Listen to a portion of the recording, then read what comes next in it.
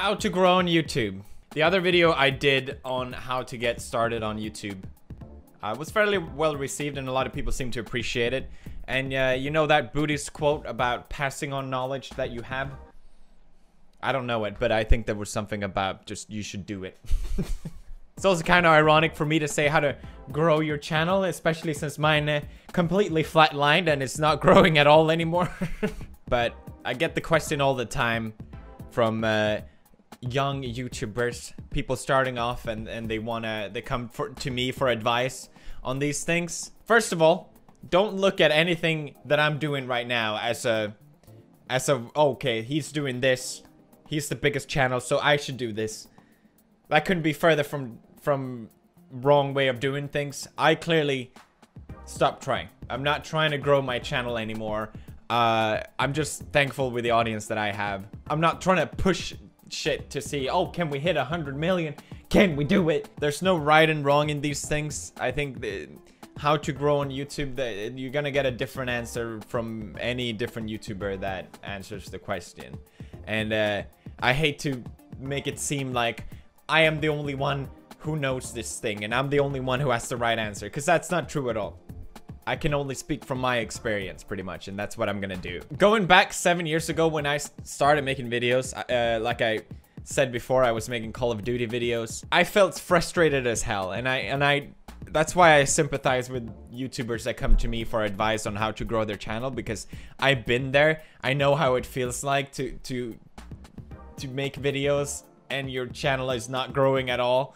And you're just wondering, like, why? I'm making good content. Why is no one watching it? And just that feeling that you have more to give, but it's not going anywhere. It's extremely frustrating. But the first thing I noticed was I know it's obvious. This is obvious, but just mentioning to people to subscribe at the end of the video. I think I mentioned this before, but I know it was the first thing that I noticed that really helped bring in a lot more subscribers, if that's what you care about. Some people would say, no, I'm not gonna do that. I think my audience is intelligent enough to figure it out themselves. If they enjoyed my video, they will subscribe. They will just do it. And I have a lot of respect for that approach.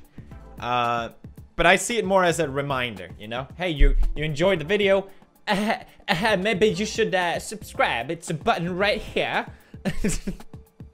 I don't think that hurts. But there's also the other end of the spectrum where people literally, before the video even begins, go like, subscribe to this video! And that probably will get you more subscribers, I'm not gonna lie. But probably no one will like you or respect you. At least that's how I see it. It's all about finding that balance of what you feel comfortable with. I mean, there's even people who do YouTube in a completely different perspective than mine. Instead of growing an audience, they just focus on viral videos and they get a shit ton of views from doing that. They wouldn't benefit from having a subscriber base at all. Even telling people, reminding people to subscribe, it's only gonna get you as far with the video that you're making. Like I was making Call of Duty videos because everyone else was making Call of Duty videos and I didn't know what else to make. I had no idea. I just enjoyed making videos. The thing is, people are already subscribed to the big guys, you know? They're not gonna care about some new little shit. That's just not how it is.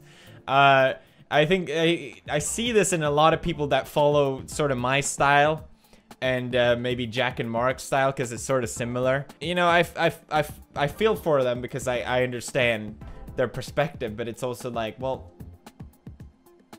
you're not filling a need.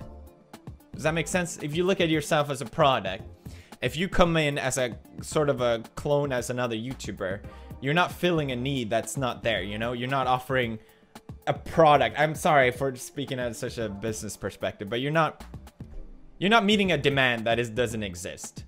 That doesn't already exist. So I would say there's no shame at all in doing what everyone else is doing. But I think if you care about growing an audience and making it bigger on YouTube, you're gonna have to eventually carve out your own style, your own thing, what makes you different, what makes you unique. And that's what I personally find interesting in other YouTubers, is something different, you know, something you haven't seen before. And if you find that, it's hard, you know, finding that it's almost impossible, and you're lucky if you do. I'm not gonna lie, it's not that easy. I think if you really, you know, want to grow your channel, you need something to set you apart. I switched up my content because of a random thing. I was like, well, I'm too scared to play this game, so I might as well film it. But I could tell, you know, immediately people responded well to it. So I would just say, test out different things, you know, don't always do the same thing. And eventually just go with the flow. You know, if people respond well to something, go with it, you know? You gotta make decisions, twists and turns, go with the flow. But when I was making the horror games, my audience was loving it, you know? The ones that watched the content, they were super into it. It was easy, you know? But it didn't really grow my channel that much because, you know, they were what, 20-minute, 10-minute videos of me playing a game. Not everyone has time to watch that. So I would make these compilation videos of the funniest bits from the horror games when I was screaming or whatever. And I noticed right away the impact of these videos.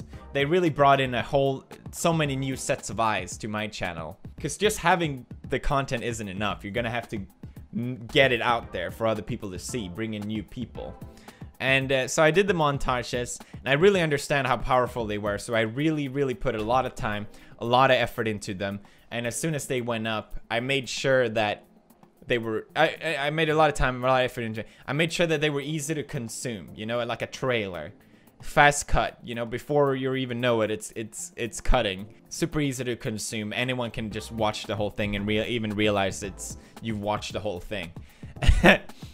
And then by the end of it, you want to leave them with some more. So you tell, okay, well, if you want to watch more, subscribe and all that shit. And I really hit hard on that. And I think the montages really helped me tremendously in growing my channel. I could see it in the stats. Like I would get 100,000 a day, 50,000 a day. And that was back when YouTube wasn't even that big.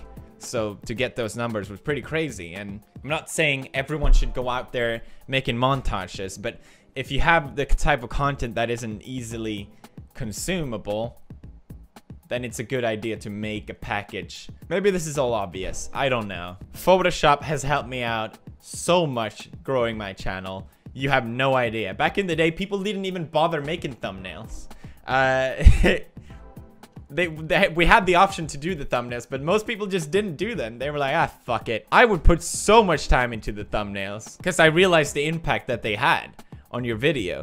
It's sort of like I see a lot of people making this mistake, and I know it sucks, you know. Why a thumbnail? What the fuck does that have to do with the video? You know, it's stupid. It is. I'm not gonna lie. I sort of see it as, you know, entering a store. You feel a lot better entering a store with a neat design, you know, front and nice interior design. It doesn't necessarily have anything to do with the product that they sell, but as a consumer, you feel better entering that, right? And I think it's the same thing with YouTube.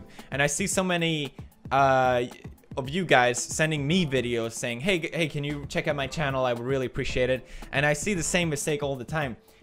It looks terrible. Your channel looks terrible. And I know and personally, I'm completely turned off at that point. You know, it just looks so bad that I don't even want to click on it. And I know that's terrible to say. I'm just trying to help you, okay? And the thing is as well, you don't even have to be good at Photoshop. Are you terrible at making stuff in Photoshop? Just do it in Paint, ironically. Make that your thing, you know? Make it into a joke, turn it around. But seeing these half-assed, shitty font videos, I'm just like, I don't want to watch it. I'm sorry, I don't. This looks terrible. So make your content presentable, because that's what's going to make people click on it. Maybe learn Photoshop, maybe do some... maybe ask a friend that can help you out. Maybe commission a guy to help you out. I don't know. But I really think it is an important step. Unfortunately, it's something that you're gonna have to take care of, buddy. Number 2 is naming your videos, which is something that really helped out a lot. I remember when The Last of Us series came out, I wasn't the biggest channel yet, but it was really close. And I wasn't sure if I would ever become the biggest channel on YouTube. And I remember I was thinking, well, I'm only gonna get one.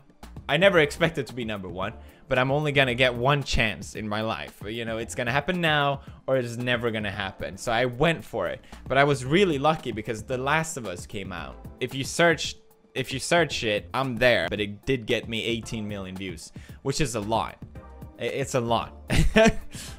So optimizing your video, you know, Last of Us gameplay, walkthrough playthrough, let's play full game part 1. It's annoying as it is, it works. Now, it's so overly saturated, you know, a new game comes out, everyone is doing that. Everyone is doing that. So I don't know how much that's gonna help you, but it did help me a lot when really popular games like that come out. You know, having people find your video through searches, definitely gonna bring in more eyes. Now, the second advice on naming your video, I learned from my grandma, who's a gallerist, because I would make all these Photoshop things of girls, typically, you know, my old art, and I would just call them like sad girl or happy person or some shit like that. Very descriptive, you know. And I remember she told me that's a bad idea. You want to name your art so that people ask you they ask a question about it. It doesn't answer what it is. It makes you ask a question. And I sort of took that advice into YouTube. Don't clickbait. But you sort of want whoever is watching the video to ask a question, right? Okay, what is this video about? And they also want them to answer that question by clicking on the video. Oh, okay, what does this title say? I want to find out by clicking on it. And finally, change up your content. It's something that I benefited so much from. Every YouTuber has a lifeline. Mine is so overdue. You know, just think of all the #1 channels already that no one watches anymore. You're only gonna get as far doing the same thing. And personally, I switched up my content because I got bored doing the same shit over and over. But it also helped me out a lot because it kept my audience entertained. You might be lucky. You might strike gold on YouTube. You know, Minecraft might get really popular and that might become your whole shtick. But unless people come for you and come for your personality, they're not gonna stay. That's why I really recommend trying out different things, no matter if you're small or a big channel. And I think it's better to do this earlier than later because it's easy to get comfortable on YouTube. It's easy to just be like, oh, this is working. Why should I do anything else, you know? I hope this advice helped you out on your endeavors on YouTube.